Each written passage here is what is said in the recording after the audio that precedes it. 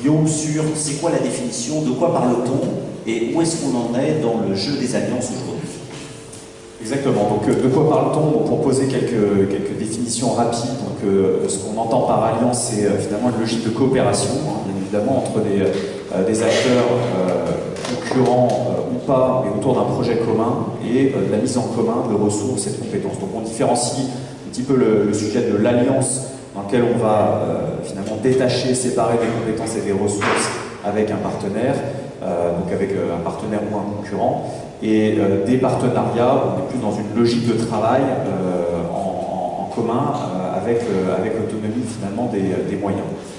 Alors finalement, pourquoi les alliances? On le voit bien dans ce que Serge vous avez exprimé là depuis le début de cette matinée, pour trois raisons principales. La première, c'est qu'on fait face à une fragmentation des marchés de plus en plus forte. Fragmentation du modèle de masse conso, hein, quand on sait que sur le bio, si on prend cet exemple, 50% du bio est vendu hors GSA aujourd'hui, ça en est une illustration. Fragmentation aussi, pour prendre un deuxième exemple, sur la vente sur Internet, hein, 50% aujourd'hui des produits qui sont achetés sur Internet le sont sur des marketplaces, donc vendus par une multitude d'acteurs, donc à nouveau une fragmentation très forte de ces modèles-là. Deuxième déséquilibre, deuxième enjeu, c'est ces enjeux de nouvelle massification. Nouvelle massification, alors on le voit bien sur les données, hein, massification de l'usage et de l'accès aux données, massification du trafic sur Internet. Quand on voit les nœuds de trafic qui existent aujourd'hui sur le web, en Chine, on peut évoquer le fait qu'il y avait 300 millions de visiteurs sur jd.com, ça devient des nœuds de trafic incontournables. Donc voilà, quelle stratégie d'alliance par rapport à ces nœuds de trafic incontournables et à ces enjeux de massification. Et puis dernier point, c'est s'allier pour faire face à la raréfication d'un certain nombre d'éléments, raréfication de ressources, raréfication de certaines compétences, hein, d'accès à des compétences clés, et raréfication aussi de l'accès à certains partenaires. Je pense que voilà, dans les stratégies d'alliance, on voit aussi beaucoup cette logique-là d'aller chercher un accès et des coopérations avec des partenaires qui sont rares. Voilà. Alors on voit 6 grands types d'alliances, en tout cas dans les réflexions qu'on essaie d'évaluer: les alliances à l'achat, des alliances à la vente, des alliances numériques, on va en parler, des alliances de sourcing, des alliances locales, et des alliances de conception et de process. Voilà. Quand on essaie de réfléchir à ces sujets d'alliance, on raisonne un peu sur ce terme-là. Et alors, pour donner quelques exemples, alors c'est pas exhaustif, mais si on reprend un peu dans les derniers mois, ce qu'on peut observer sur ces différentes catégories, on voit des alliances à l'achat, alors soit nationales ou internationales, donc Carrefour, Leclerc plutôt sur un scope international, dans le nonal également. Des alliances à la vente, alors qui sont soit des alliances de copromotion, l'exemple de ce que fait Darty avec Deezer, enfin Darty avec Deezer est intéressant, des alliances de partage de portefeuille, de partage de surface de vente également. Sur le numérique, on voit des alliances qui finalement ont plusieurs objectifs: enrichir l'expérience client online, optimiser le modèle multicanal, notamment sur les alliances avec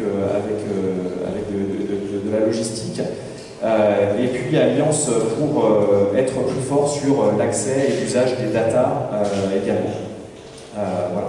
Alliance de conception, donc voilà, l'exemple de L'Oréal et de Cell sur Steelpod par exemple en est une illustration, ce que fait Hermès avec Apple également, et puis des alliances plus traditionnelles de sourcing, donc de sécurisation d'accès à des ressources, à des filières, et des alliances locales qui vont permettre finalement à un écosystème d'acteurs locaux de finalement apporter le meilleur de la valeur ajoutée à un marché en se regroupant. Voilà.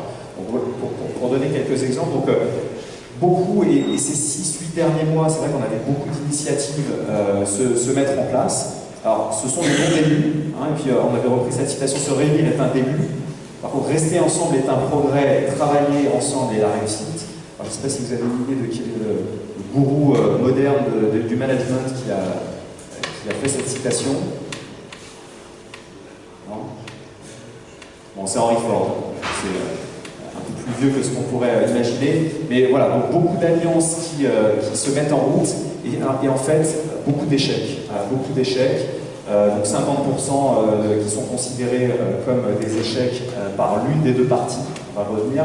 66% des alliances qui durent pas plus de 10 ans, donc parce qu'un certain nombre de défis ne sont pas relevés. Donc très rapidement, les grandes raisons pour lesquelles ces alliances échouent, on en a noté 6.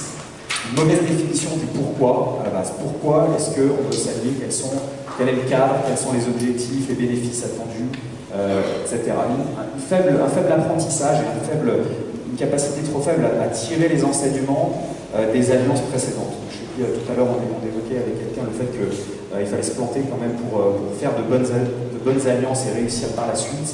Il faut savoir en faire, je pense, des retours d'expérience honnêtes et faire. Les bénéfices et les coûts, les indicateurs de succès qui sont mal déterminés. Une gestion simultanée et mal anticipée de plusieurs alliances. C'est vrai que le fait d'ouvrir plusieurs fronts et du coup dans les ressources de se disperser aussi est une des raisons d'échec. Des managers et actionnaires mal préparés à la gestion des alliances. Et puis croire à la durée indéterminée des alliances. Je pense que c'est un point aussi important.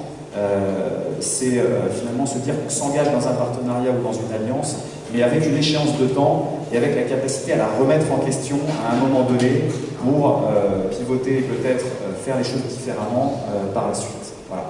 Alors on a, pour terminer, voilà, on a le retour d'expérience nous ont amené à développer un peu une méthodologie pour essayer de faire ces alliances de façon successful.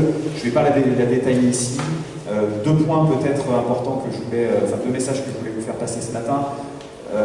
Sur les clés de succès, la première partie qui consiste à se dire finalement quelle est la raison d'être de cette alliance de façon très claire et très explicite, en caractérisant les bénéfices pour les deux parties, et peut-être, comme Serge vous le redirait tout à l'heure, avec un léger déséquilibre qu'il faut mettre en place.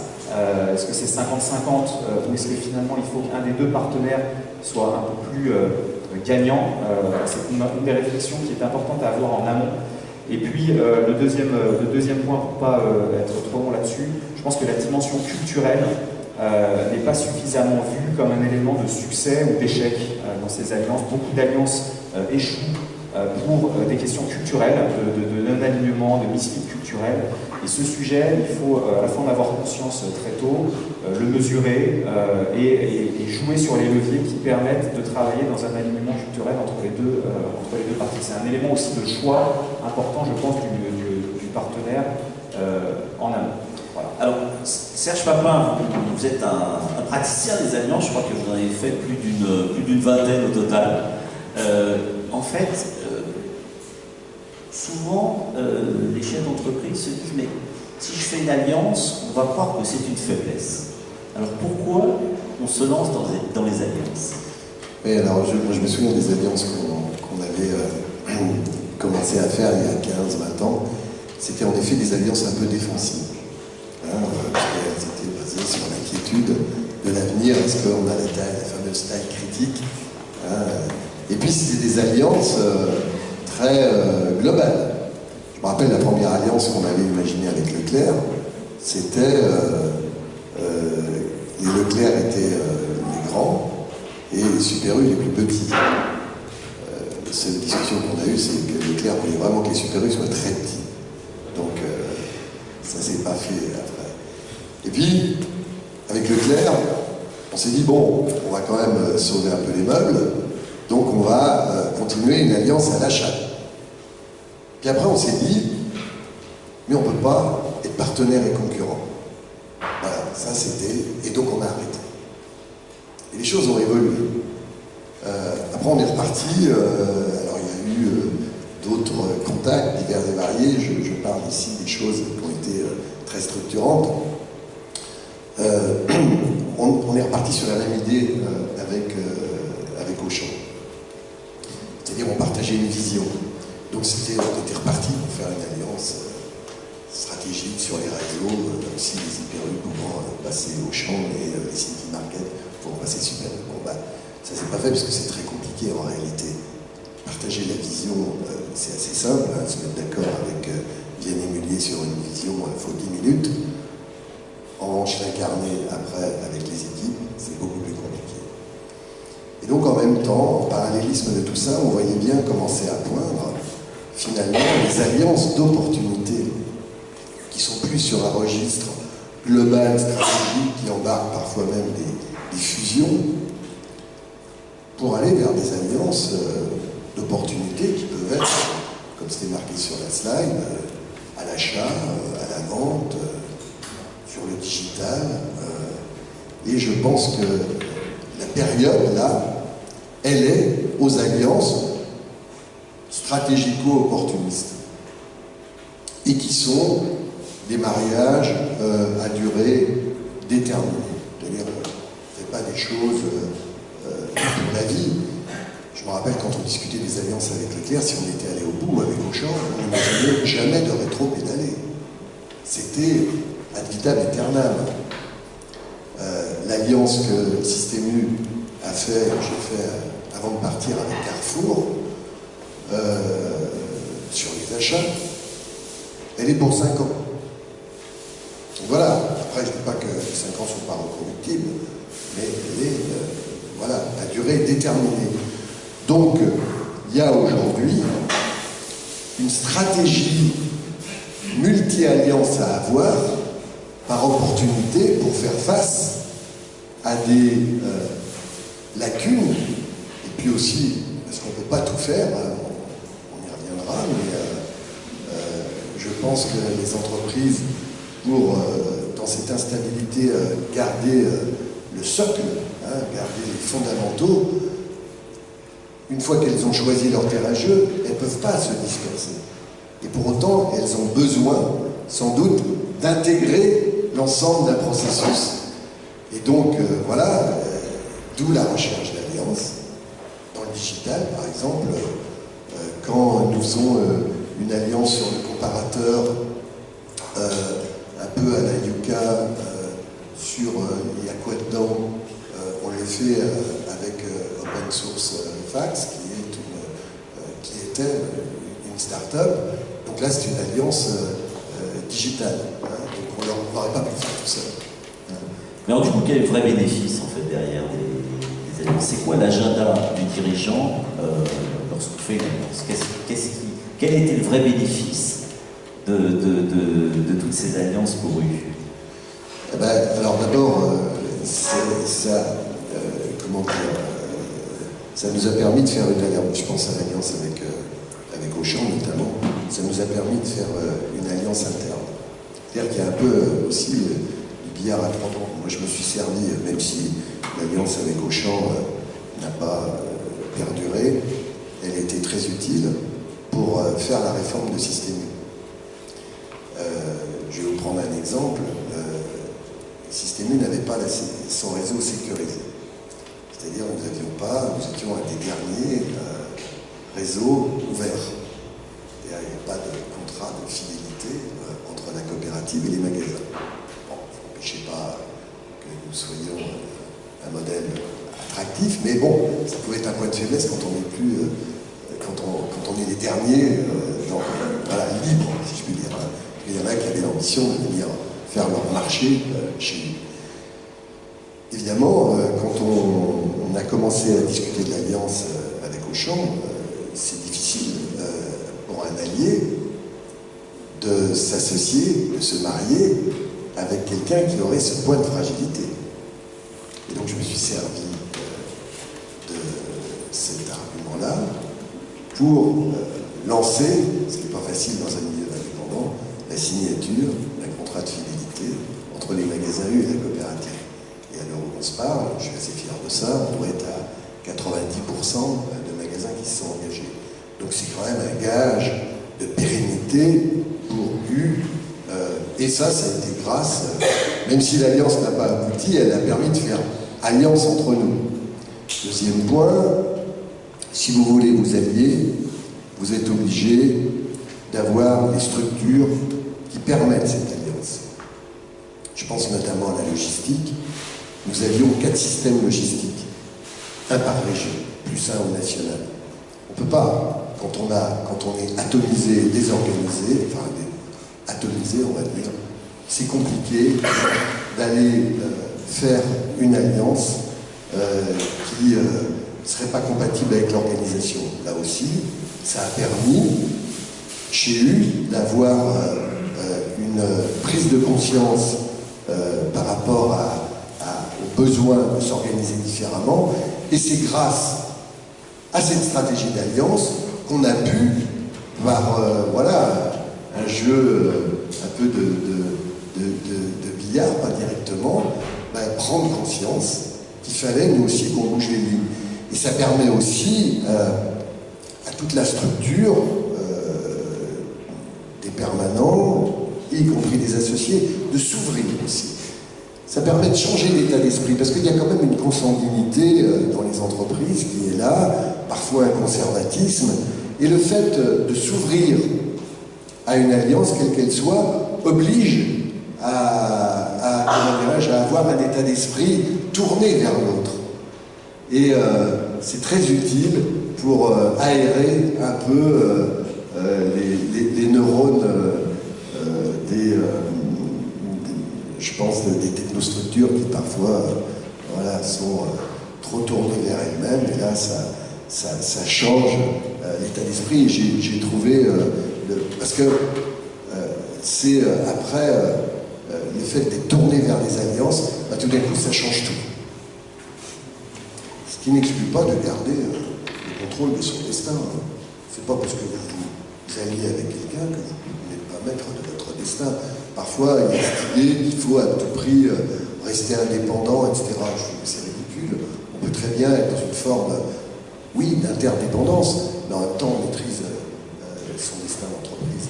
Donc finalement, l'alliance comme opportunité à l'externe, mais avec un dessin stratégique fort à l'interne et un effet de transformation. Finalement, donc ça on voit bien ces deux valeurs-là, en fait, quand on place une alliance, finalement, le dessin interne et l'opportunité externe. La question qu'on peut se poser, si je reviens à ce que vous disiez, sur finalement le terrain de jeu, c'est-à-dire que jusqu'où on peut imaginer des alliances amont-aval pour protéger son terrain de jeu. Oui, alors une fois qu'on a choisi son terrain de jeu, il faut absolument tout contrôler, me semble-t-il. C'est aussi important d'ailleurs, cet aspect des choses, que la transition numérique, parce qu'on parle beaucoup du numérique. Et moi je pense qu'il est aussi important de maîtriser ce qu'on pourrait appeler le sourcing. D'ailleurs ça a été évoqué dans la slide. Pour les gens qui sont des metteurs en marché de produits alimentaires, mais ça peut valoir pour toute forme de mise en marché, il faut contrôler l'ensemble, production, transformation, distribution. C'est très important d'avoir, comment dirais-je, l'intégration de l'ensemble de la filière. Alors, une fois qu'on a dit ça, on va pas, pour ce qui nous concerne, on ne va pas se mettre à racheter des fermes, des usines de transformation. Mais en tous les cas, on peut le faire justement par alliance, et ça peut être des alliances contractuelles. Regardez ce qui est en train de se passer pour la marque U, notamment.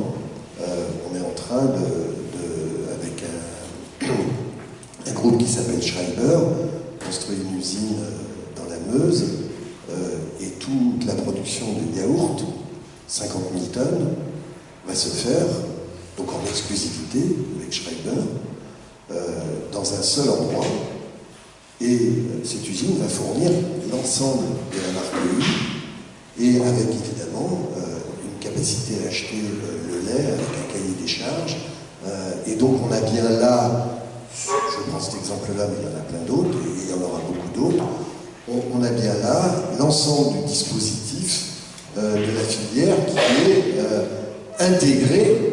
intégré d'une manière contractuelle et donc par alliance. J'étais hier en visite dans un groupe qui s'appelle La Berry, et ils sont lancés sur le marché de la truite fumée, qui est un fumée ou fraîche, hein, qui est train de se développer, ils ont passé une alliance avec un groupe qui s'appelle Aqualand. Et ce groupe-là, qui est un groupe coopératif, fait la production des alevins, il contrôle aussi un peu la génétique, il est pisciculteur, et puis donc la mairie fait le marketing, la commercialisation. Ils ont fait une société à 50-50, et ils peuvent ainsi additionner les savoir-faire et additionner les forces. Et moi j'ai trouvé que c'était intéressant comme modèle d'intégration. Et juste par parenthèse, la mairie qui ne contrôle pas, alors qu'il est un acteur important sur le saumon en France et qui a plus de mal à passer un accord avec les Norvégiens, est en dépendance. Parce que du coup, il est dans il n'est pas, comme on dit, du bon côté du stylo, et il est sans arrêt en négociation. Donc on voit bien là, et ça vaut évidemment pour des marques, je pense bien sûr à la marque U, mais pas que. Et on le voit bien que c'est un enjeu pour toutes les marques, pour tous les fabricants, de contrôler le sourcing. Et cet enjeu-là, dans un monde qui se développe avec des enjeux aussi à l'international, etc., si on veut bien garder ses valeurs, garder son identité, il faut contrôler l'ensemble de son dispositif par rapport aux produits finis, avoir la capacité à contrôler tout le processus. Et ça, c'est un enjeu, à mon avis, un enjeu d'alliance très important. Donc l'alliance comme moyen de protéger son terrain de jeu par une plus forte intégration. Alors, il y a beaucoup de gens qui parlent aussi des alliances numériques.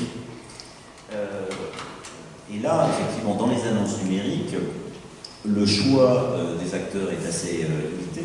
Il y a 7 ou 8 grands acteurs numériques au monde. Est-ce que ça fait partie des acteurs possibles d'alliance? Est-ce qu'on peut faire alliance avec ce type d'acteurs? Alors là, je parle effectivement JD.com, je parle d'Amazon, je parle de... Il y a eu des discussions d'ailleurs. Non, il y a des distributeurs qui ont fait alliance avec Amazon. Il y a fait alliance avec Amazon. Donc, moi, j'ai discuté un peu avec tout le monde, y compris avec JD.com. Mais JD.com est plus en recherche de produits pour approvisionner la Chine. Mais il y a des discussions, qu'il y a des nouveaux qui arrivent, alors qui ne sont pas nécessairement aussi puissants que ceux auxquels vous faites référence, mais il y a en numérique, les groupes conventionnels ont intérêt à faire alliance, parce que c'est compliqué pour eux. Je pense à tout le phénomène de la data. Les distributeurs ont tous des bases de données importantes qui sont en train de travailler, notamment par rapport à la carte de fidélité. D'ailleurs, un des gros enjeux de la carte de fidélité, c'est ça. Mais ils sont incapables, seuls, de traiter toutes les informations qui sont contenues dans la data de plusieurs millions de personnes. Et donc là, il y a des discussions, il y a des associations. Mais est-ce qu'on peut la question, c'est après, est-ce qu'on peut partager? En tous les cas, il faut mettre des garde-fous. Il y a aujourd'hui des possibilités de discuter avec des spécialistes du numérique sur la gestion de la data, sur la gestion des bases de données, avec des garde-fous pour éviter de tout transfert. Puis il y a un enjeu aussi de commercialisation, ça. Parce que ça sera aussi... je rappelle qu'Amazon fait autant de business en commercialisant ce genre de choses qu'en vendant ses produits. Il y a pour les distributeurs un enjeu aussi de commercialisation. Ça. Alors, on va peut-être laisser la parole effectivement à vos questions pour, sur ce sujet des alliances. Une première question peut-être. équilibre, déséquilibre dans les alliances? Est-ce qu'il faut qu'on soit dans des logiques de gagnant-gagnant? Et c'est vrai, quand on parle du numérique, s'allier avec les produits numériques, voilà, enfin, comment est-ce qu'on arrive à gérer un peu ce risque du déséquilibre de ces alliances? Non, mais il faut que la contractualisation soit bien faite et qu'elle d'abord dans les alliances, ce qu'il faut, c'est bien prévoir la sortie. Mais c'est fatalement, enfin, si on le fait, c'est pour qu'il y ait un gain. Après, le gain, il n'est pas forcément exactement le même pour l'un que pour l'autre. Il peut y avoir, je me souviens de contrats qu'on avait fait dans ce domaine, il y a aussi des éléments qui peuvent être des éléments de compensation par rapport aux gains qui sont faits. Il peut y avoir des péréquations, tout ça, ça se calcule, mais il faut très bien, toute alliance mérite de passer du temps dans la contractualisation et surtout d'imaginer la sortie.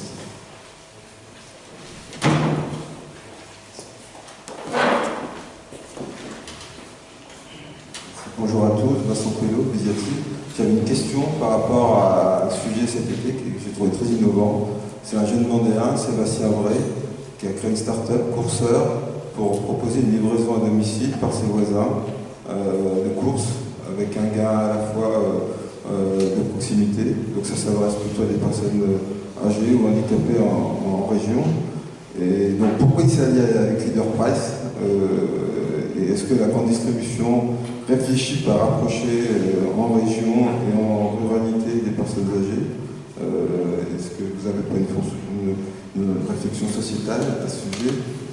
C'est en cours. Il y a plein, sur ce sujet-là, il y a plein d'initiatives qui sont proposées, qui vont être prises ou pas, y compris d'ailleurs de suggérer à des voisins d'aider en faisant les courses pour des personnes qui sont à mobilité réduite.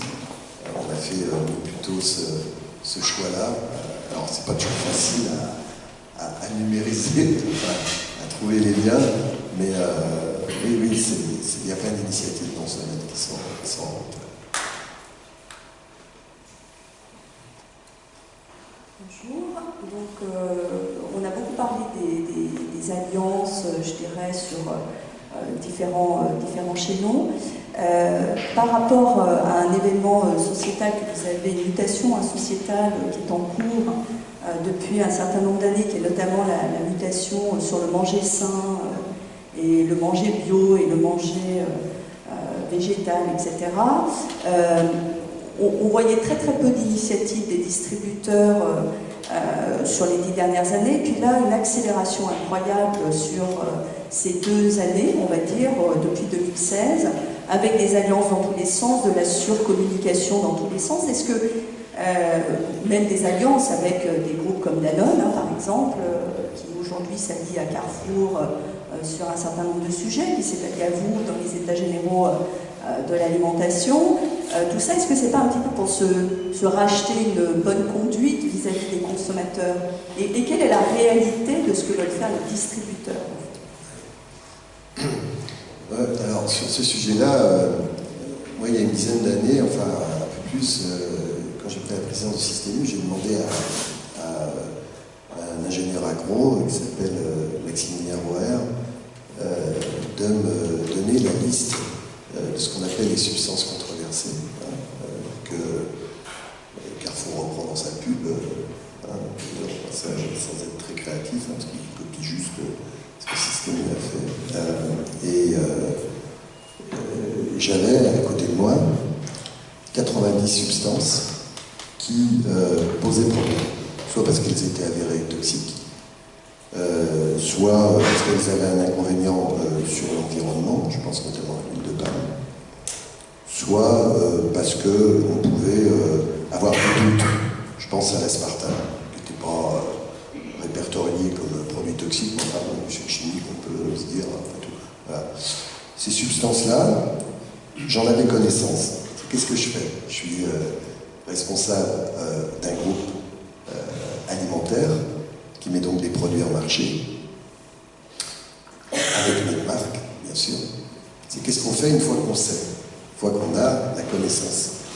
Là, je me suis dit, il faut, voilà, si on veut faire son métier dignement, il faut se débarrasser de ces substances pour pouvoir commercialiser des produits sains. Voilà. Ce qui a amené d'ailleurs au passage à avoir après la stratégie d'alliance pour arriver à ça. Parce qu'évidemment, il faut contrôler après la ressource et tout le processus, j'en sais rien, moi, de nourriture des animaux, par exemple. Voilà. Et donc, je pense qu'on a été un peu précurseur dans le domaine. J'ai même dû affronter, pour tout vous dire, à l'époque, parfois des gros cas à l'intérieur de Système U, parce que il y a 10-15 ans, on disait, voilà, à quoi ça sert de faire ça? C'est pas notre métier, on est des commerçants, on ne va pas s'occuper de la façon dont c'est fabriqué. Eh bien, désormais, le fait d'avoir pris cette initiative-là, dans la marque, avec les valeurs de marque, c'est devenu un projet d'entreprise. Et donc, le fait de prendre ces responsabilités-là, ça a donné du sens. Dire à tel point même que j'imagine qu'un jour, les distributeurs qui sont tous en train de prendre des initiatives, et c'est pas que du greenwashing, quand Carrefour met en place l'Act Food, il a aussi des méthodes derrière. Ça veut peut-être dire que les distributeurs vont être des sélectionneurs un peu plus. Et il est possible, ça va prendre un petit peu de temps, mais qu'il y ait des produits qui sont plus mis en marché. Alors là, je ne parle pas de la marque du distributeur, mais d'autres marques, parce qu'ils ont des inconvénients. Donc il y a tout un mouvement. Et pourquoi ce mouvement? Ce que je disais tout à l'heure, le commerce, il n'invente pas les choses, il ne fait que s'adapter à la société dans laquelle il est, et l'opinion demande ça. Regardez ce qui se passe avec l'opération Coquelicot. Il va y avoir bientôt 1 million de signataires pour faire en sorte d'arrêter ou de diminuer, en tous les cas, les pesticides.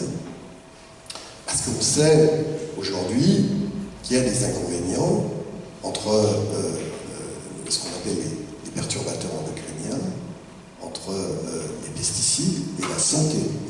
Donc il y a quand même de la part du consommateur aussi une lucidité où il comprend maintenant, ce qui n'était peut-être pas le cas de cette façon-là il y a quelques années, qu'il y a une relation entre la façon, entre les produits qu'il achète et la répercussion que ça peut avoir sur sa santé, sur l'environnement aussi, bien sûr, il y a cette sensibilité, c'est ce qu'évoquait la slide du début, sur l'emploi aussi.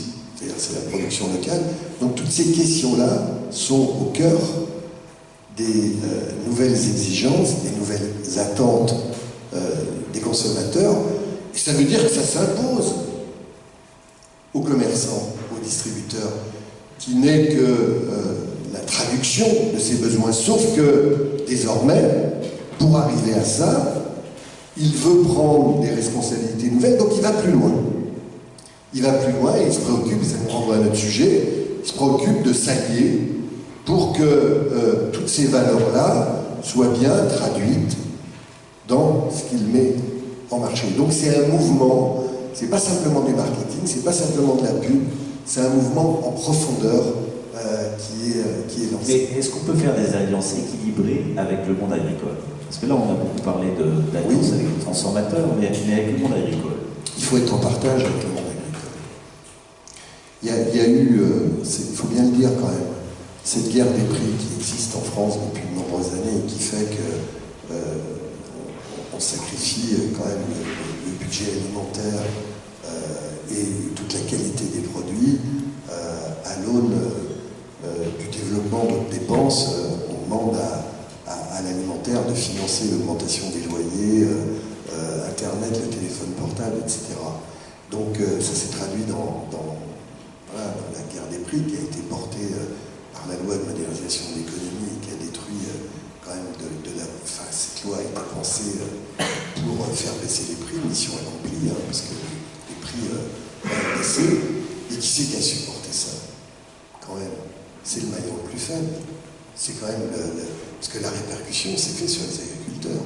Évidemment, la guerre des prix des distributeurs, c'est répercuté sur le transformateur, l'a répercuté aux agriculteurs. C'est le maillon le plus faible. Et donc, on voit bien que. Et donc, ça a pu se faire sur la productivité à un moment. Puis après, ben, c'est la qualité qui a été en jeu. Et l'utilisation souvent massive d'intrants, de la mécanisation, etc. Voilà, on en voit les limites. Donc il faut repartir sur un mouvement qui vise à du mieux, ce que j'évoquais tout à l'heure, et ça doit se faire en partage sur l'ensemble de la filière, avec une répartition de la valeur qui peut être différente. D'ailleurs, est-ce que c'est pas possible un jour qu'on réconcilie les choses? Parce que le problème, c'est qu'avec les agriculteurs, avec les transformateurs, on est dans le rapport de force. Et cette loi nouvelle, elle invite à la réconciliation. Alors c'est pas simple, hein. Si on veut continuer le rapport de force, ça ne marchera pas.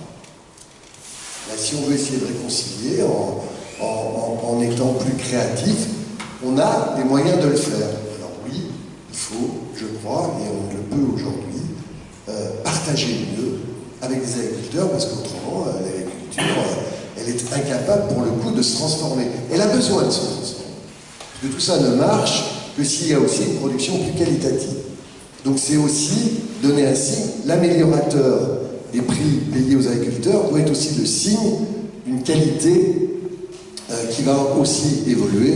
Je dis ça notamment vis-à-vis des intrants, par exemple. Donc, est-ce que l'Alliance, c'est une petit début d'inversion d'un nouveau mode qui ne passe pas par le rapport de force? C'est-à-dire que comment... parce qu'on a parlé des transformateurs, je reviens là-dessus pour essayer de vous titiller, mais dans les alliances avec les COP, vous en avez fait, comment est-ce qu'on s'assure que effectivement il y ait cette juste répartition et qu'on ne soit pas, comme Alain disait, du greenwashing ou un verbe certes militant mais qui n'arrive pas à imprimer dans la réalité de la répartition de la richesse? Oui, alors l'Alliance, pour parler de celle avec les COP, elle sert d'abord à consolider les choses, que les alliances, c'est fait pour ça, c'est fait pour consolider. Et il y en a besoin, et on est dans un monde où il y a besoin de consolidation, je crois. Et deuxièmement, elle réconcilie. Et notamment, si je prends ce qu'on a fait, alors, l'exemple qui me vient, c'est avec Terena, qui est une grosse coopérative. On a, sur la filière porcine, réconcilié les choses. On a quitté le cadran de Perrin qui donne le prix du cochon tous les matins. Celui-là, il ne convient jamais. Pour être dans quelque chose de plus partageur. Et ça nous a permis d'avoir un produit de qualité. On s'occupe de la nourriture des animaux, dont une grande partie des produits sont locaux, du bien-être animal, etc. Et de la répartition de la valeur entre le producteur et le distributeur et le transformateur, en l'occurrence la coopérative. Donc voilà le type d'alliance sur des contrats à long terme qui vise en effet à réconcilier les choses. Et ce modèle-là, pour moi, c'est le modèle de demain, c'est-à-dire quitter le rapport de force pour aller vers des choses plus harmonieuses, évidemment plus longues aussi. Parce que ça ne marche que si on est sur une pluriannualité, c'est-à-dire tous les contrats nouveaux qui doivent être passés dans ce domaine, c'est, je pense, le contrat avec Schreiber, c'est au moins 10 ans. Et avec Terena, c'est pareil, c'est le contrat annuel. Donc on quitte la négo annuelle qui est donc un peu dans le rapport de force. On va reprendre des questions, monsieur. Bonjour. Donc l'affaire assurée. Ça m'est quand même, si je rebondis, c'est que effectivement ces alliances, je ne sais pas si elles sont opportunistes ou d'opportunité, à mon avis, ce qui est un peu peu différent, c'est comment on se prépare effectivement à dénouer. Est-ce que ça veut dire qu'il faut quand même avoir plusieurs fers au feu? Est-ce que comment on joue une alliance à fond finalement dans un état d'esprit, on va dire, de CDD? Là, l'alliance qui a été passée entre Système U et Carrefour, je vous le dis clairement, c'est une alliance de 5 ans. Donc c'est clair ça. Donc dans 5 ans, se reposera la question de sa reconduction ou pas. Donc ça, moi ça me paraît clair. Et c'est complètement assumé par les deux parties. Et d'ailleurs, cette alliance, elle n'engage que les achats. Elle n'engage pas du tout le réseau qui est complètement concurrent. Donc ça change quand même par rapport à cette question de CDD, ça change par rapport à des alliances qui étaient dites long terme, mais qui étaient en fait reconductibles tous les ans. Oui. Dans la réalité des faits. Hein, oui. Parce qu'on parlait beaucoup d'alliances, on va dire historiques, en disant des alliances stratégiques, mais quand vous regardiez les contrats, on était beaucoup dans des alliances, on va dire, renouvelables tous les ans. Donc oui, c'était quand même des bails précaires. Donc je pense qu'il ne faut pas non plus, effectivement, se voir dans ce changement, cet affichage de dire, voilà, on est dans des alliances à durée limitée quand même de 5 ans, une dépréciation par rapport aux alliances dites stratégiques historiques, mais dont le facteur de reconduction était quand même presque tous les ans. Oui, oui, oui. Après, rien ne s'oppose à tout ce conjugue. On peut très bien avoir des alliances, ça ne pose pas s'il y avait des mariages plus solides et plus structurants, ça peut se faire aussi. Bonjour, Bruno Sanaville. À ce sujet-là, d'ailleurs, que pensez-vous de l'alliance, de partenariat entre Monoprix et Amazon? Je ne sais pas pour combien de temps, là aussi, c'est engagé. Monoprix a pris beaucoup d'initiatives. Alors, qu'en sera-t-il quand ils incarneront l'alliance physique avec Ocado? Parce que ça, c'est en cours. Est-ce qu'ils pourront toujours continuer à travailler avec Amazon quand Ocado sera là? Moi, ça me paraît être une alliance transitoire. Est-ce que c'est pour faire rentrer le loup dans la bergerie? Oui, enfin, en tous les cas, ça permet aussi de nourrir le cours de bourse. Hein. Ça a été ça aussi, parce qu'il y a un peu des effets d'annonce. Mais c'est vrai que je trouve qu'il y a un peu une difficulté entre Cdiscount et Ocado. Qu'en sera-t-il? Alors, l'avenir nous le dira. Est-ce qu'il y a une marge de manœuvre suffisante pour la pérennité de l'alliance entre Monoprix et Amazon, entre les organisations et les initiatives que prennent Cdiscount, qui tient la route d'ailleurs, et quand Ocado va s'installer en région parisienne? Voilà, affaire à suivre. Oui, bonjour, Pierre Arru, Altavia. On parle beaucoup d'Amazon et du commerce américain, mais je pense qu'il y a une révolution qui arrive du côté de l'Est, d'Asie, avec les alliances qu'on a vu avec Auchan, avec Alibaba, Tencent avec Carrefour, et on voit un nouveau retail, des commerçants qui sont des pure players comme Alibaba, des parties des pure players, qui deviennent des commerçants, qui ouvrent des magasins comme Rema en Chine. Je voulais avoir votre avis sur cette arrivée de ce commerce chinois et qu'est-ce que peut faire des indépendants comme vous. Et quelle est votre analyse de cette révolution? Après, alors, il faudra voir si est-ce que Amazon ou Alibaba, j'en sais rien, achètent des réseaux en France. C'est pas impossible, même si c'est un peu compliqué, hein, parce qu'il y a quand même des dimensions juridico-sociales en France qui préservent un peu. Hein. Mais bon, c'est pas exclu hein, que ces deux groupes. Voilà. Après, on ne peut pas s'opposer.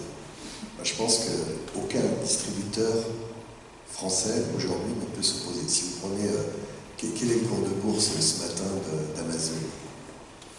Ça doit être 900 milliards de dollars. D'accord? Quel est le cours de bourse ce matin de Carrefour? Non, il est pas 25.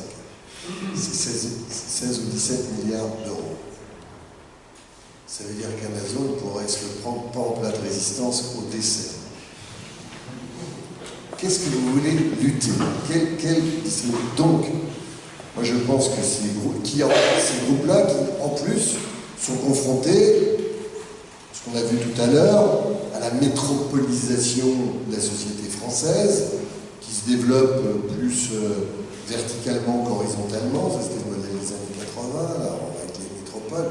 Donc, c'est la fin, et les petites familles, c'est la fin de l'hyper. Donc, pour Carrefour, c'est quand même pas ça.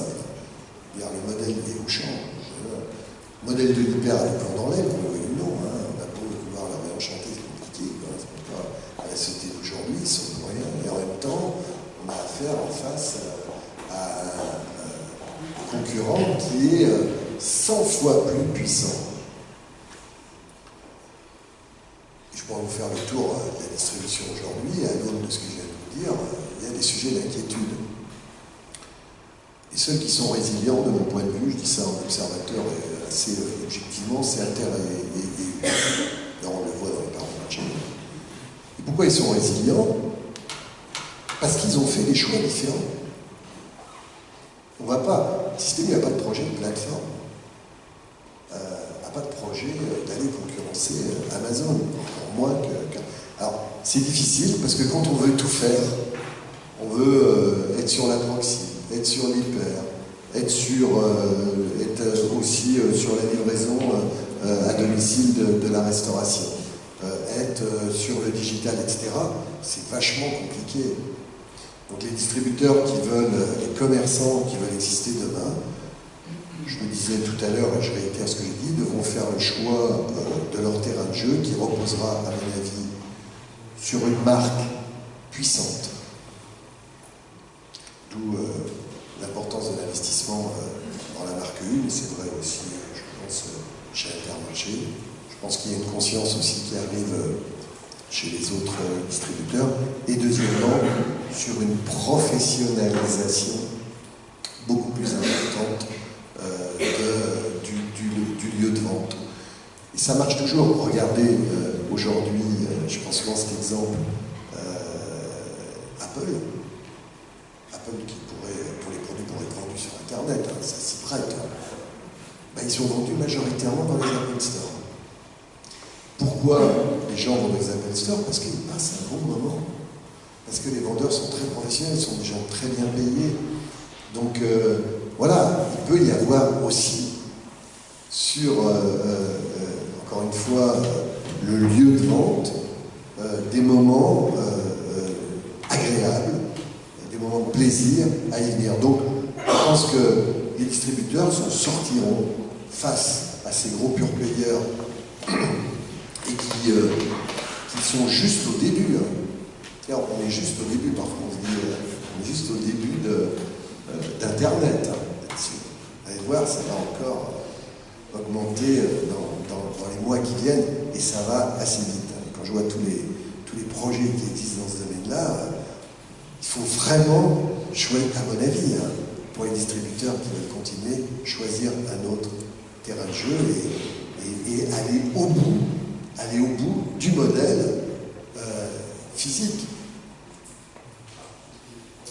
Et il n'y a pas de crise, comme le disait le patron de Walmart, il n'y a pas de crise du modèle physique.